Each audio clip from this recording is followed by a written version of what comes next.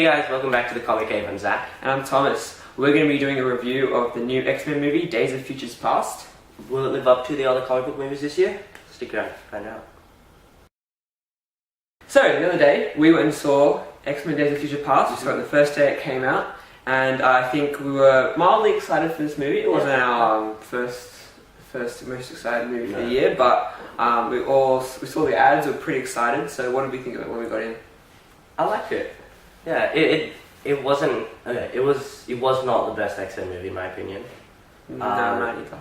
I think X2 was better, but close second. I think it was a close second. Yeah, I think I like First Class better. I think they had a better storyline than this movie. But I really loved the acting in this movie. I think that was what really made the movie. Yeah, really for me, Michael Fassbender was the unbelievable. It was the defining performance. He was amazing in this movie. Yeah. I wanted to see more of him, even though he was the main sort of. Yeah, he was in it so much, but you still want to see more of him. Jennifer Lawrence was quite good. She was good. James McAvoy was also amazing. Yeah, of course. Dude, as always, X-Men acting was brilliant. Yeah. Other than Storm. Luckily, she wasn't in it that much. Too much. She wasn't in it too much. You know, you kind of watching the entire movie, just great. Don't show her. But you know, there was a lot of characters that were underused. Yeah, but they couldn't overuse all the characters because they've got so many of them. I mean, there's characters I was watching and I couldn't figure out who they were, and I know the majority of X-Men characters. So. I did my research before this movie, so I knew every single one of them before going into it. But so many of them were just there for the sake of being there. Like, Toad wasn't. I'm pretty sure he didn't say a single word in that movie. No, he just looked like Toad. Havoc was hardly in it. Most of the future characters were hardly in it, but I don't want to give too much away. They were still really cool. They had their own action sequences, which were really good action sequences.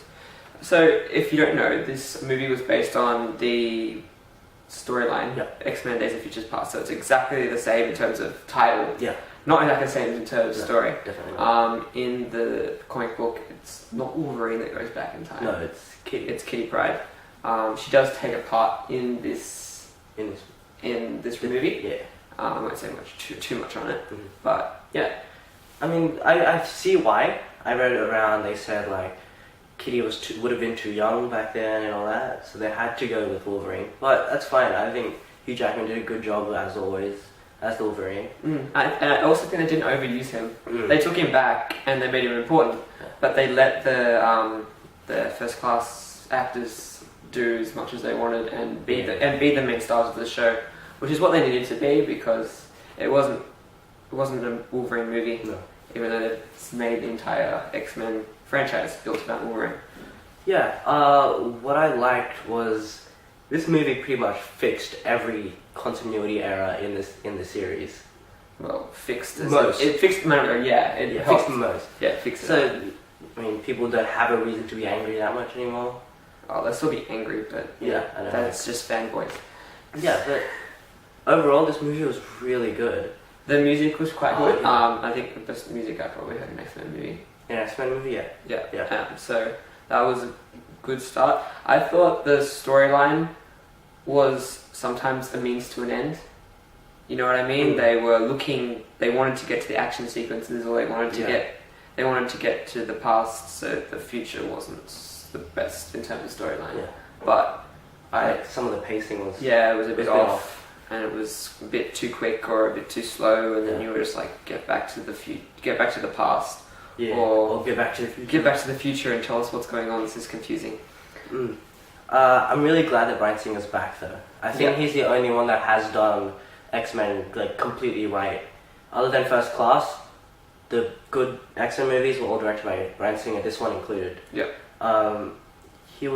This movie had some of the best cinematography in the franchise. Oh yeah, great cinematography. Yeah. I really like the 70s references at the beginning. The 70s, yes, it was funny. There's some funny references there. Some there. But they start off with them strong and then they let them die out. So it doesn't get in the way of the movie, it's just funny at the start. So. One of my favourite characters also was Quicksilver. Quicksilver was phenomenal. Seriously, I went into the movie thinking he looked stupid, like most people did.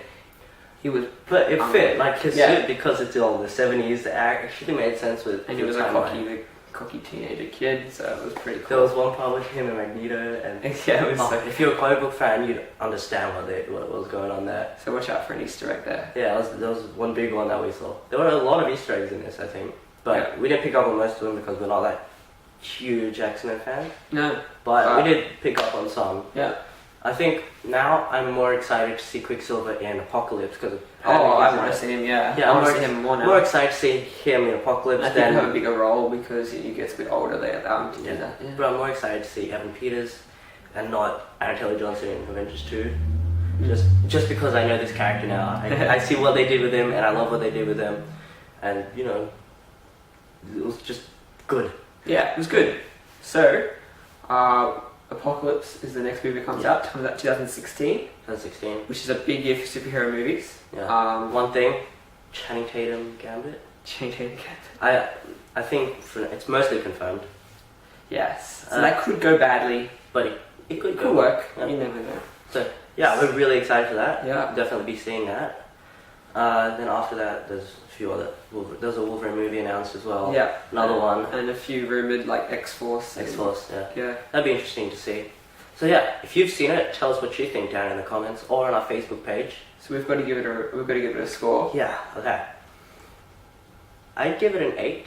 Mm-hmm. Definitely something you should go watch. Yep. But no, not something I'd rush to the cinemas for. Completely agree. I'd give it a 7.5. But I think it's something you should go watch. Yeah. It's interesting. It's a good movie to watch. Yeah.